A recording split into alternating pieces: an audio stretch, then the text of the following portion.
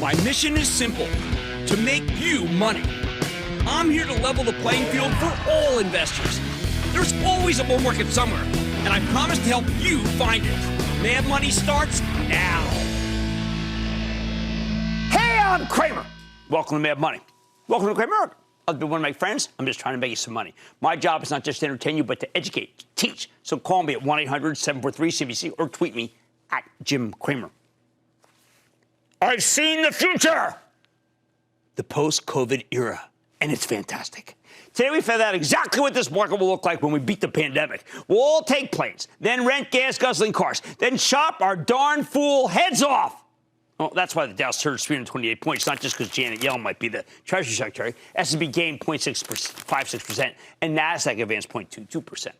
Now, of course, I'm exaggerating here, except for about Janet Yellen, because we really hope she becomes Treasury Secretary. But when we go through and look at these vaccines, we discover, what are we? Well, we're 3 for 3. Pfizer, Moderna, and AstraZeneca all have ones that are 90% or more effective. You got to start believing that we're rapidly heading for light at the end of the tunnel. Science is winning. People scoffed at science. They're not scoffing anymore. Now, but it's going to be a brutal winter. Once we get through it, though, the world can, we think, go back to normal, given how successful these vaccines seem to be.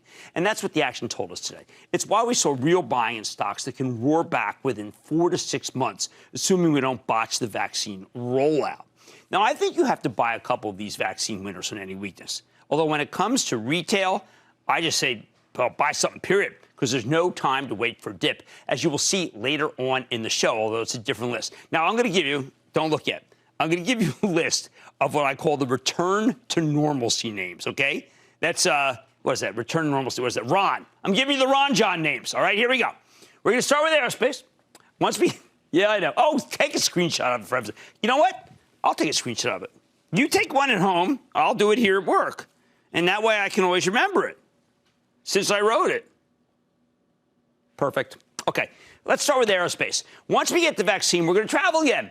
And travel will be worldwide. So what does that mean you can buy? If you outthink any of these, I'll crush you. Boeing.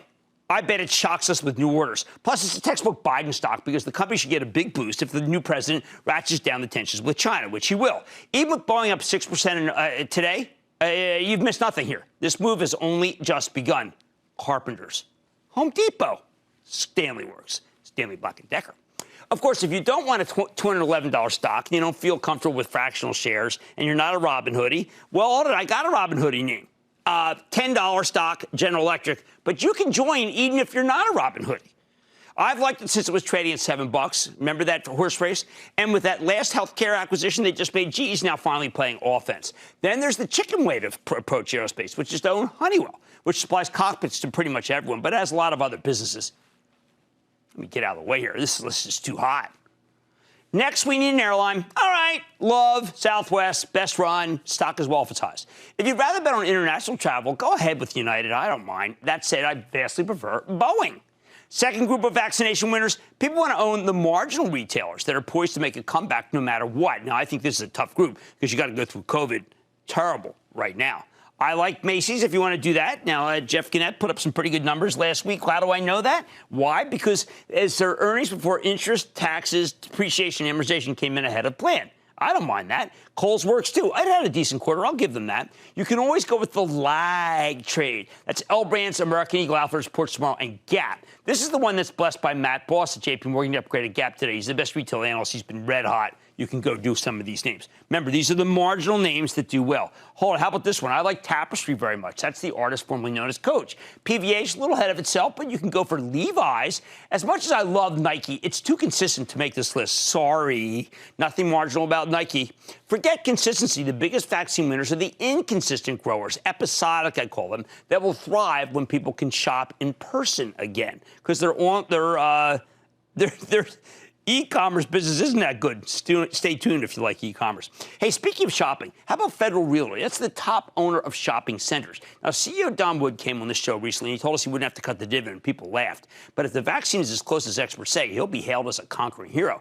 You want more risk? Go with Simon Property Group, the leading mall owner. They agreed to buy another mall operator before the pandemic hit, but they were able finally to renegotiate, getting a 20% discount, and just like when you go to the store. And with the vaccine on the way, that's a much more attractive deal. People lap this one up. It's a very Robin Hoodie name. You should see the stock between 4 and 5 a.m. It goes crazy. Okay, how about this? Ulta. Ulta's roaring. Hey, Estee Lauder, nice run after an amazing quarter. Of course, Target. They're all vaccine stocks, and they're all headed higher if people start getting vaccinated by mid-January. Target's finally getting the recognition it deserves for being more consistent operator. I like that Ulta Target tie-up. How about you? Meanwhile, Estee Lauder's the best if you think the whole world's going to open up, something that's a real possibility if AstraZeneca can deliver on that 3 billion doses promise. Think about all the do-free.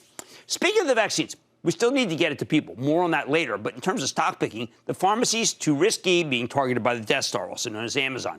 Instead, go with McKesson, the top drug distributor that's handling the vaccines. They're excellent at what they do, and they should be far more consistent than the pharmacies. Next up, we're really cutting through them now, aren't we? Hey, where are you going on vacation? Easy. We're going to Disneyland, which will at last probably be open. California's got it shut down. There's so much good happening here with Disney Plus, their subscription streaming service. You can buy it on the strength of that alone. Once the theme parks and movie theaters reopen, this one's an obvious winner. It doesn't take a weatherman to know which way the wind blows. Even if the vaccine's delayed, it doesn't matter. They've got enough cash to wait this out. They were very prudent. Hey, speaking of prudent, who's raised a lot of money? The cruise ships. Now, these aren't my favorite after the massive amount of stock that they've offered, but traders can't get enough of them. Norwegian Cruise just issued a big slug of equity, 40 million shares. That dilution means nothing to this whole horde of younger buyers. They think it's good. Royal Caribbean's always in the running for number 2. I'm putting Carnival last, but the stock exploded higher today. A vaccine also means we can go out to dinner again, I guess. However, there's not going to be a stimulus bill this year, and even if Biden can wrangle out one of Congress next year, it'll be too late to save many of the independent restaurants that we like so much. Sorry. So stick with the larger change. Darden, the parent of Olive Garden, they're not going anywhere. How about Texas Roadhouse? I'll meet you there. Then there's oil.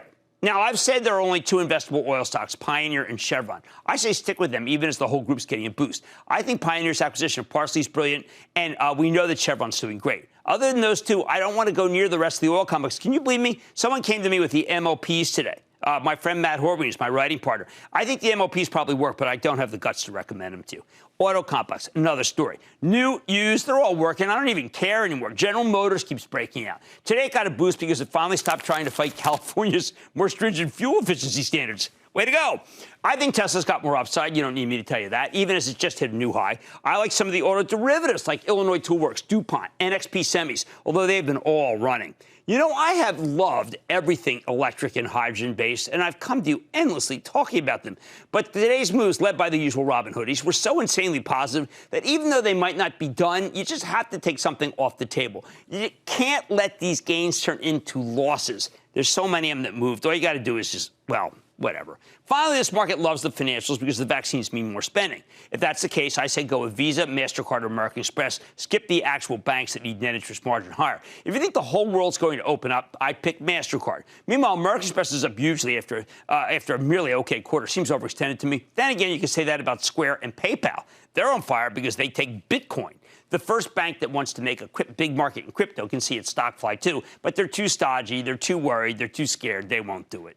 I'll come back to these vaccine winners over and over again, as we're now in the sweet spot where earnings are almost over and we're going to have visions of sugar plums dancing in our heads. No matter what, I pick 2 or 3 of these names, then wait for the next piece of bad news that freaks people out so you can buy them into weakness. You merge the up stocks with these stocks. Remember, these are the stocks that are cyclical, and you merge it with the up stocks and you do well. The bottom line. For months, I've been telling you that you need a barbell portfolio to cope with COVID, meaning you want some stocks that benefit from the pandemic and some of the stocks that benefit from return to normalcy, RTN. We call it return to normalcy, right? RTN? Oh, it used to be the old Raytheon. If you just own the stay-at-home names, you got bushwhacked today. But don't worry. I think you'll get another chance to pick up some of these vaccine winners at lower levels. Don't miss a second of Mad Money. Follow @Jim Cramer on Twitter. Have a question? Tweet Cramer. #MadTweets. Send Jim an email to madmoney@cnbc.com or give us a call at 1-800-743-CNBC. Miss something? Head to madmoney.cnbc.com. Shepard Smith here. Thanks for watching CNBC on YouTube.